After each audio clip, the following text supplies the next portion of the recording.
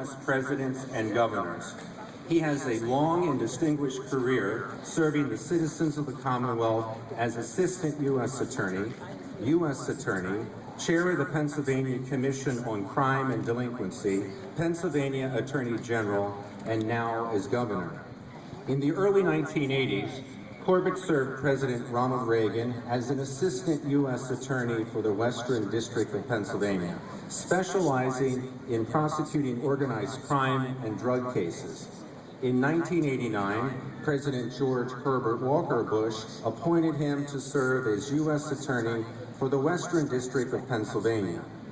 In the 1990s, he was appointed by Governor Tom Ridge to chair the Pennsylvania Commission on Crime and Delinquency, shaping criminal justice policy and working to approve drug and alcohol prevention and rehabilitation programs across the state.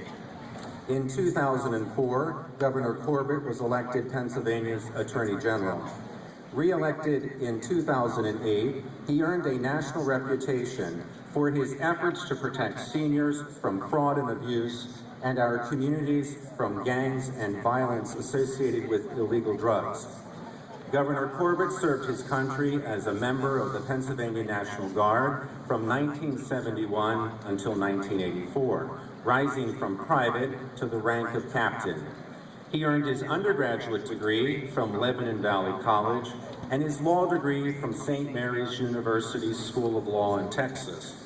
Governor and Mrs. Corbett are the proud parents of 2 adult children and 1 grandchild.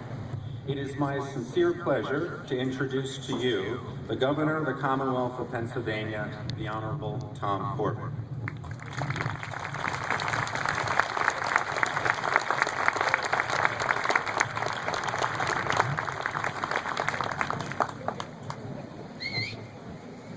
Chairman Warfield, thank you for the kind introduction. And before I go any further, you saw me walk over and say a few words to Tom. I don't know about you, but he is the inspiration today, don't you think?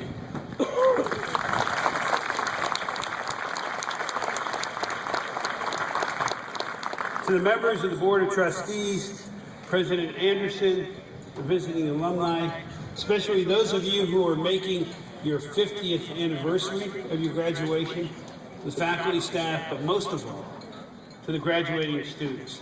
Thank you for inviting me here today, and I intend to keep this very brief so that you can get on with a very happy day.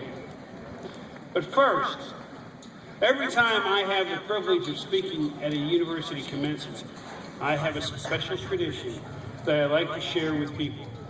So I need some cooperation. I was a teacher before I went to law school, and this is about to be class participation. First of all, to the graduates, bear with me, but please stand up. Stand up. This is not for me. Now look around at the audience on both sides of you. You have loved ones up there, and see if you can find your family members, your parents, your brothers and sisters. That's it. You can wave back. That's exactly right. Your daughters, your grandparents. See if you can find them in that audience. Now, don't sit down yet. These people have come here today to applaud your accomplishments. They have been there for you in the years leading up to this moment, and they deserve some thanks. So please, graduates, you give a round of applause to your family members.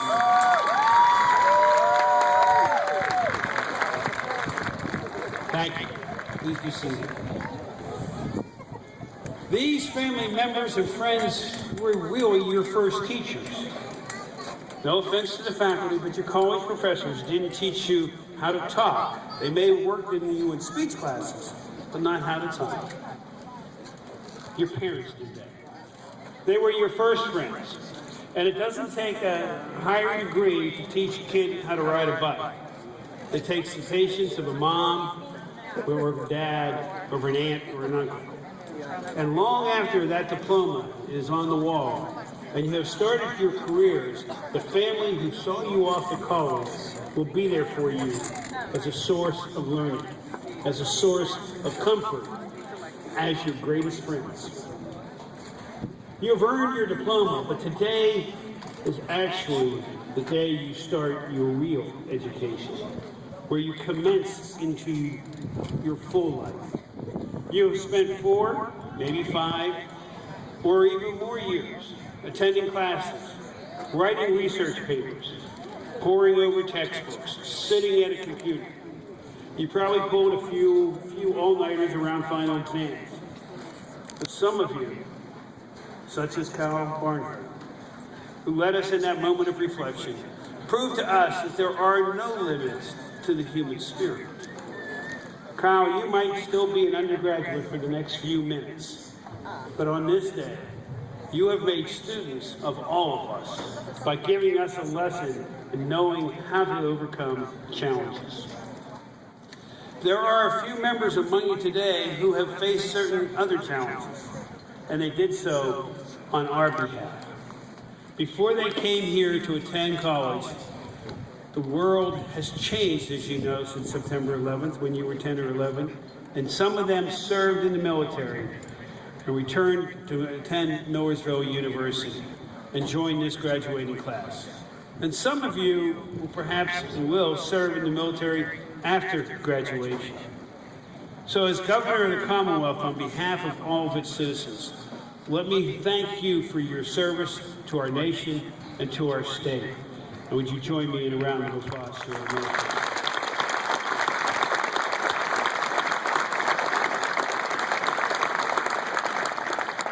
In many ways, both large and small, the students of Millersville have shown us how to confront the challenges of the moment and have answered the call to service. I am thinking of the members of the men's baseball team. Recently, they were in Johnstown earlier this month for a game.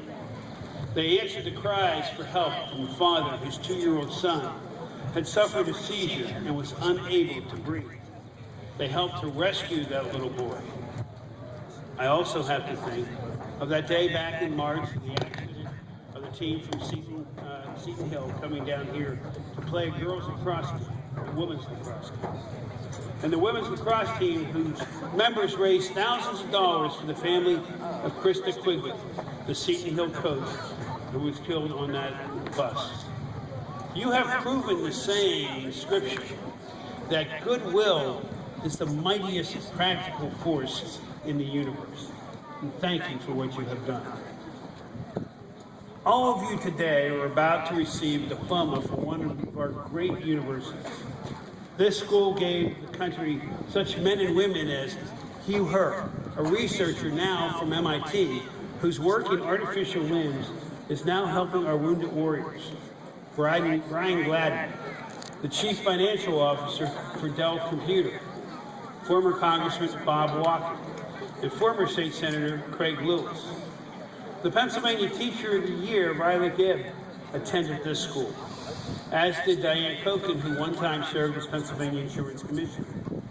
Millersville's graduates have become doctors and researchers and leaders in business and law, and many other fields. And I can assure you that every one of those leaders who left this place, just as you are about to, diploma in hand, departed Millersville ready to learn more. Ralph Waldo Emerson understood this principle. He wrote, "The things taught in schools and colleges are not an education, but the means of education." College teaches us how to learn. Today, you are now enrolling, commencing into what I would call the University of Life. It is the best, sometimes most demanding teacher, and your textbook really is the entire world. You will learn some important lessons along the way. Facts matter more than opinions. Success is less about genius than it is about effort. A little bit of genius doesn't hurt. But we must always find happiness in making that effort. Success is a journey, not really a destination. The biggest challenge before you is to find joy in that journey. To understand your true wealth is measured in happiness, in service, and in the quest to become a leader in your community. Thomas Edison, and you all know who he is, America's greatest inventor, understood this lesson. One of his greatest experiments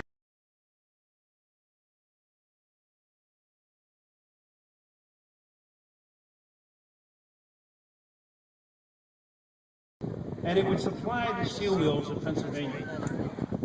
The process worked, but the economy at that time had slowed. Edison lost millions of dollars. Now, mind you, it was his own money he was spending, not somebody else's money. It's easy to spend someone else's money, which is a habit we've been trying to change in Harrison. Edison lost millions of his own, and when one of his assistants pointed out the millions he had spent on his failure, Edison said this: "Yes, but we had a hell of a good time in spending." He was ahead of his time, but so far ahead nobody else was ready for him.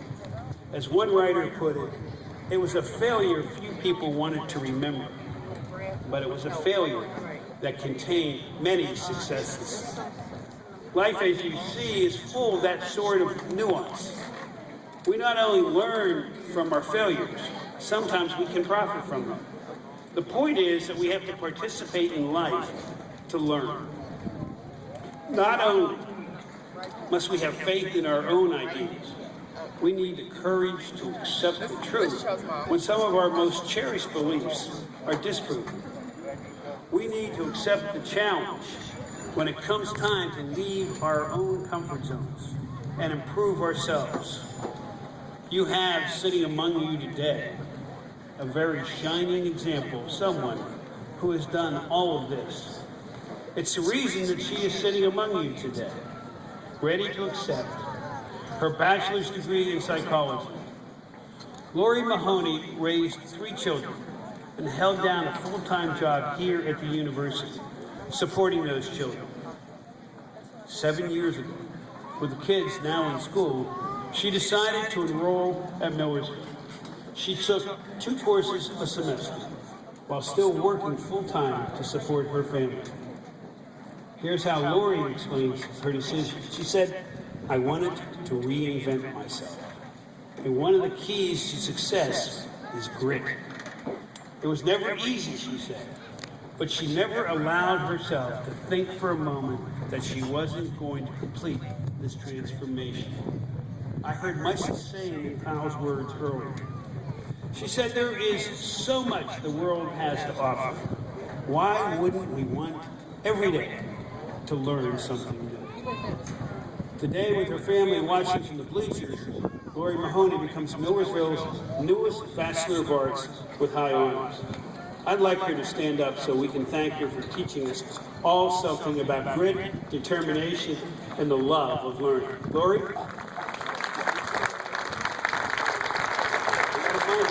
There she is.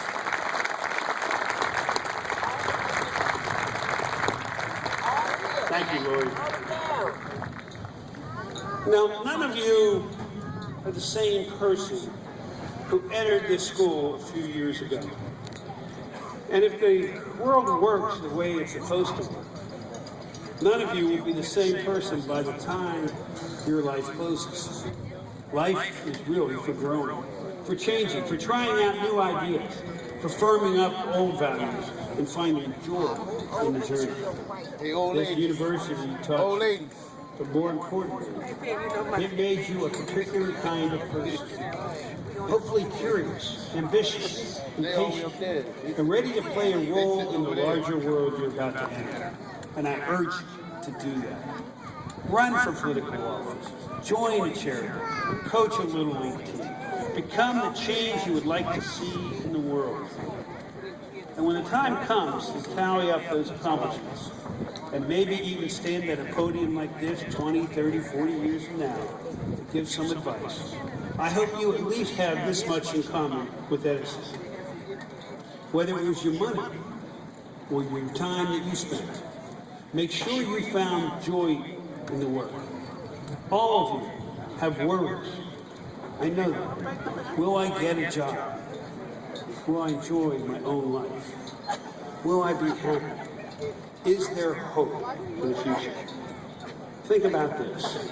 Every one of those questions contains a possibility, a chance to dream and then form that dream into something that is real. The real essentials to happiness, after all, consist of 3 things: something to do, something or someone to love, and and something to hope for. You have all that within your grasp today. No matter where your career takes you, you can play an important role in your family, your community, your state, and your nation. You can embrace the love of your families, the love of your friends, and of your country. The only limit to your hopes are the ones that you set for yourself. And today I urge you, reach for the stars. You won't be able to grab one, but you'll be able, and you'll be reaching in the right direction. And if I were to give you 6 words to live your future by, they would be these.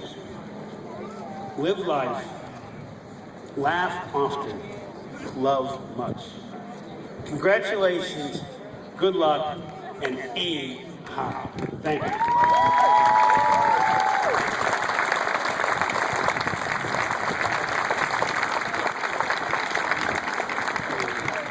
Thank you, Governor Corbett, for first being with us today and sharing those very applicable remarks.